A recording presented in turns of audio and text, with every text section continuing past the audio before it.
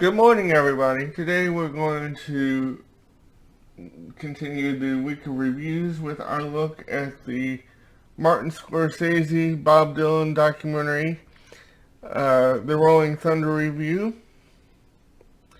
which I believe was released in 2019 on Netflix. This is our first Netflix movie review or Netflix documentary review. And before we get started, I will, in the description of the video, I'm just going to put documentary review because it's not available on DVD or anything. So I'm just probably going to put documentary review. Anyway, in 1975, Bob Dylan had just released Desire, which, by the way, is one of my favorite Bob Dylan records. And he decided, and we will be reviewing it at some point down the road. And he decided to, for the Desire tour,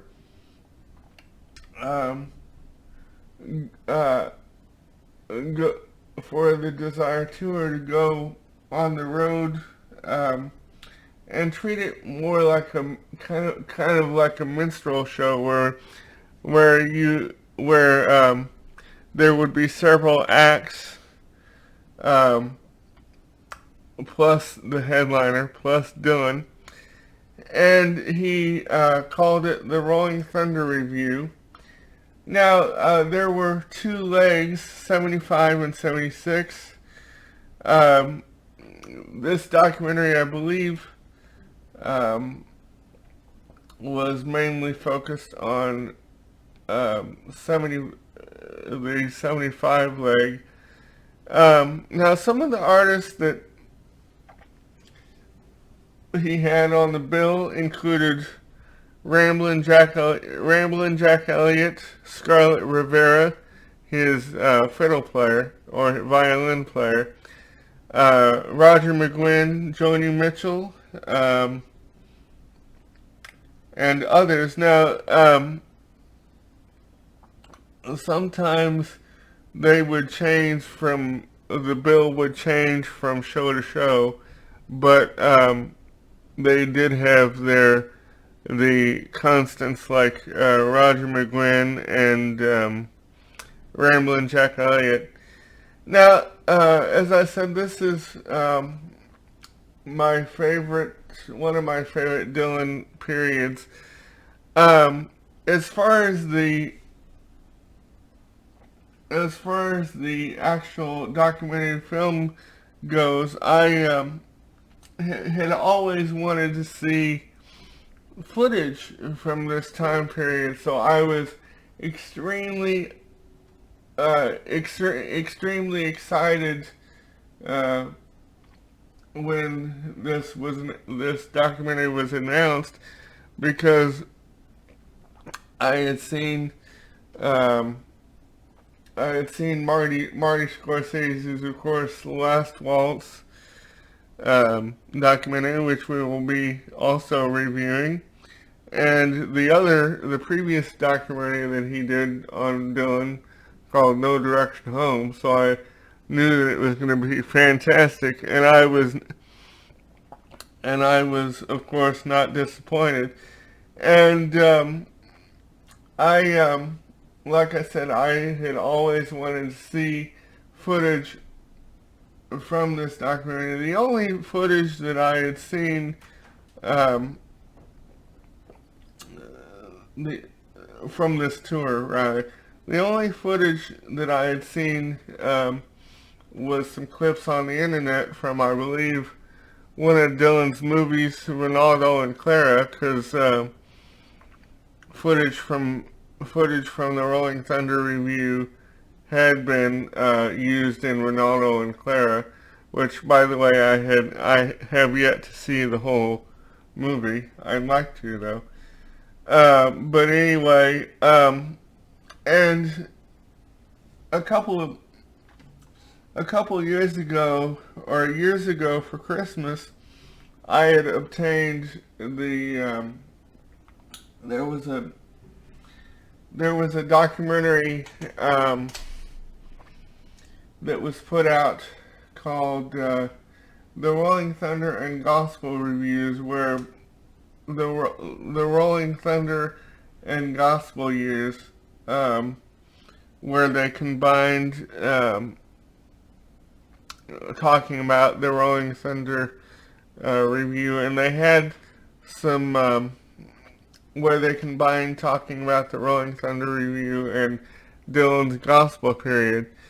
They had some, and they on this documentary they had some interviews with Rolling Thunder band members like Rob Stoner, talking about the Rolling Thunder review, and they even had Scarlett Rivera also talking about it and or reflecting on it, and they also had Reuben Hurricane Carter, which he was the inspiration for Hurricane from Desire. But what I like about Marty Scorsese's Rolling Thunder documentary is that, number one, there's a lot more concert footage, and number two, the story is told from Dylan's point of view through extensive interviews with Dylan, and as we know, it is kind of a rare occurrence to get Dylan to sit down for an extensive interview, but Marty did it, and this Marty's film is a much more comprehensive look at that time period.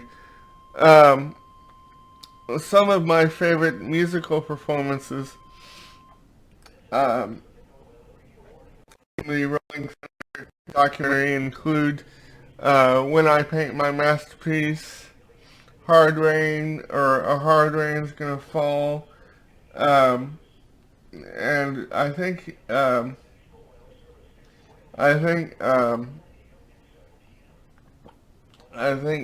It Takes a Lot to Laugh, It Takes a Train to Cry is on there too. And what I also like about this documentary is that there are some of the rehearsals for the Rolling Thunder tour were shot, and you can actually see rehearsal footage for the documentary and for the tour, and they also do some songs that I didn't know that they had done. Well, they also did some songs that that I didn't know that they had done on that tour. Although I had heard a couple full shows from that tour. And by the way, if you want to hear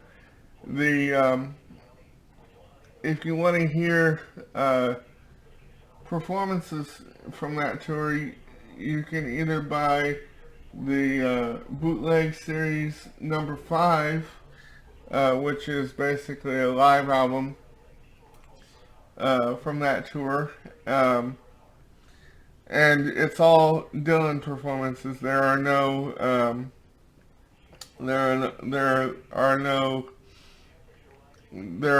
performances from the other acts aside from Joan Baez.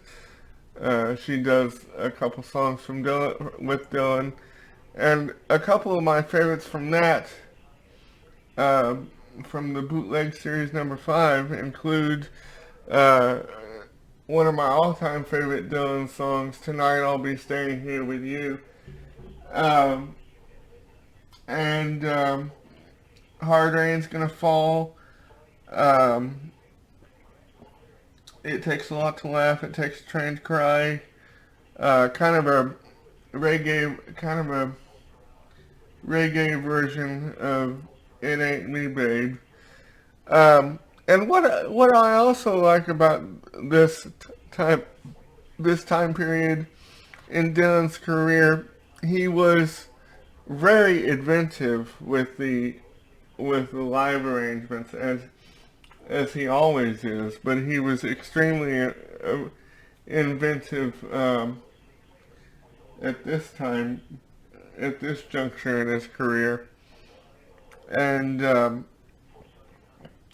so and there are a couple other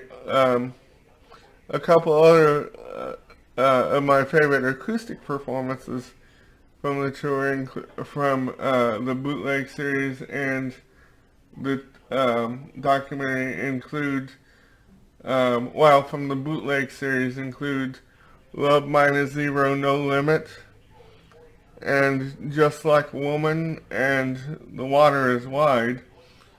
But my one of my all-time favorite performances from the documentary and the bootleg series is one of my all-time favorites from Desire, Romance, and Durango. And so I hope you enjoy this, and I give it 5 stars. Enjoy the documentary.